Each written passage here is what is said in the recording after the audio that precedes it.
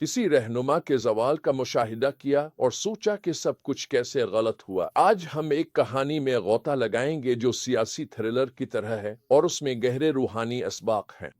हम दो समूल की किताब के तीसरे और चौथे अब्वाब का जायजा ले रहे हैं, जहां हम इशबूशीत की क़यादत के ज़वाल और दाऊद की बादशाह तक के धोखा दे रास्ते को देखते हैं।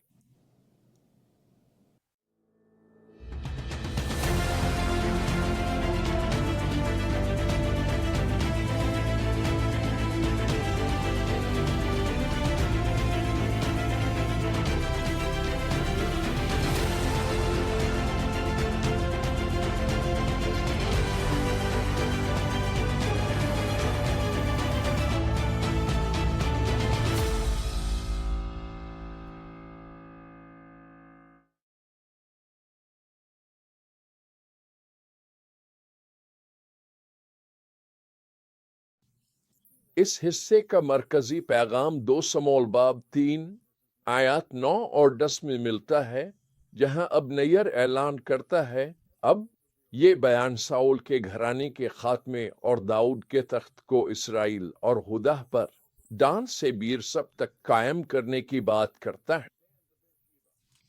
ये बयान इंसानी ख्वाहिशात और खुदा के खुद मुख्तार मंसूबे की कशमकश को उजागर करता है। ये आने वाले ड्रामाई वाक़यात के लिए मंजर बनाता है। हमारी कहानी एक ताकत की कशमकश से शुरू होती है। अबनैर, जो दरअसल तख्त के पीछे असल ताकत है, पर अशब्बिस्ते पर इल्जाम है कि वो साउल की हरम से ताल्लुकात रखता है, जो कदीम जमाने में तख्त पर दावे की अलामत समझी जाती थी। ये इल्जाम एक ऐसे सिलसिले को जन्म देता है जो बिलाखिर अशब्बिस्ते के ज़वाल का बाइस बनता है। अबनैर का रद्द अमल बहुत कुछ जाहिर करता है। वो इसलिए नाराज नहीं कि इल्जाम झूठा है, बल्कि इसलिए कि इसे लगता है कि इसकी वफादारी पर शक किया जा रहा है। गुस्से में वो वफादारी बदलता है दाऊद की हिमायत की तरफ।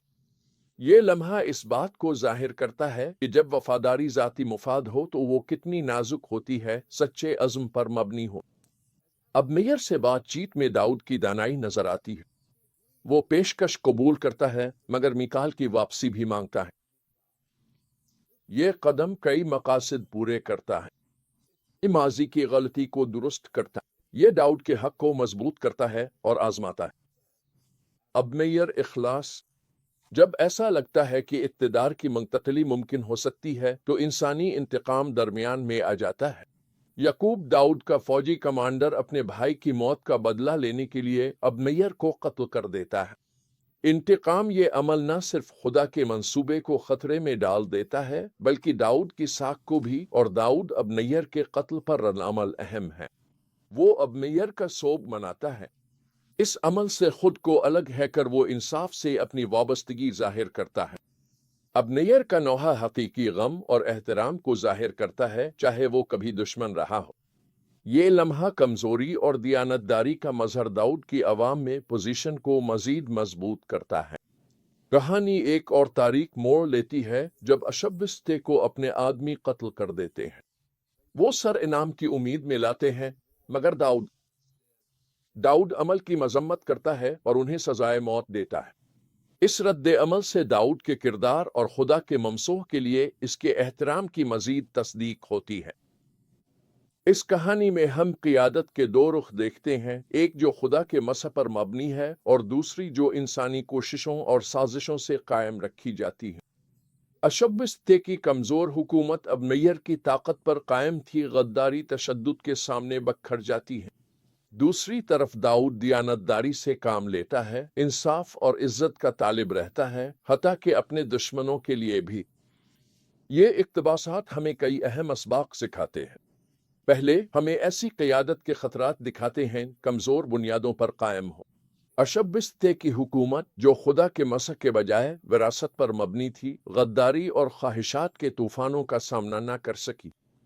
दूसरा, हम इंतकाम और ज़ाती दुश्मनियों की तबाहकुन ताकत को देखते हैं। याकूब के इक़दामात काबिल फ़हम हैं, इंतशार पैदा करते हैं और दाऊद कायम करने की कोशिश कर रहा है। और आखिर में ये कहानी हमें ये उजागर करती है कि नाइंसाफ़ी और बुराई का जवाब दियानतदारी और दानाई से देना कितना ज़रूरी है। दाऊद का अबनैर पर अवामी सोग और आशबुश्त के कातिलों की मजम्मत ایک ایسے رہنما کو ظاہر کرتا ہے جو انصاف اور عزت کا پابند ہے، چاہے اس سے ذاتی طور پر اس کا کوئی فائدہ نہ بھی ہو۔ تو ہم آج اپنی زندگیوں میں ان سچائیوں کو کیسے لاگو کر سکتے ہیں؟ سب سے پہلے اپنی قیادت کو دیانتداری اور خدا کی رہنمائی کی مضبوط بنیاد پر قائم کریں، نہ کہ ذاتی خواہشہ انسانی منظوری پر۔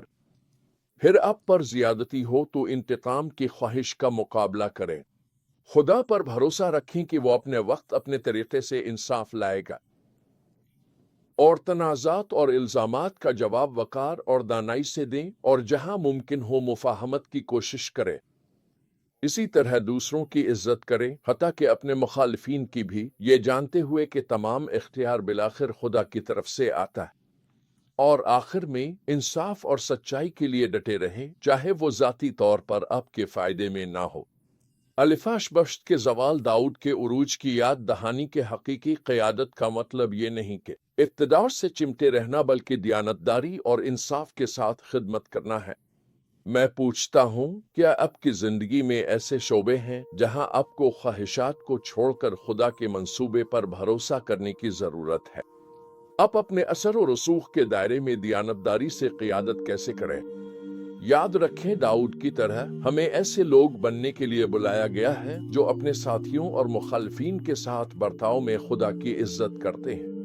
یہی وہ مقام ہے جہاں دیانتداری اور خدا کی حاکمیت پر بھروسہ ہمیں حقیقی کامیابی اور ہماری زندگیوں میں اس کے مقاصد کی تکمیل تک لے جاتا ہے۔ وہ رہنما بنیں جو آپ کے لیے مقدر ہیں۔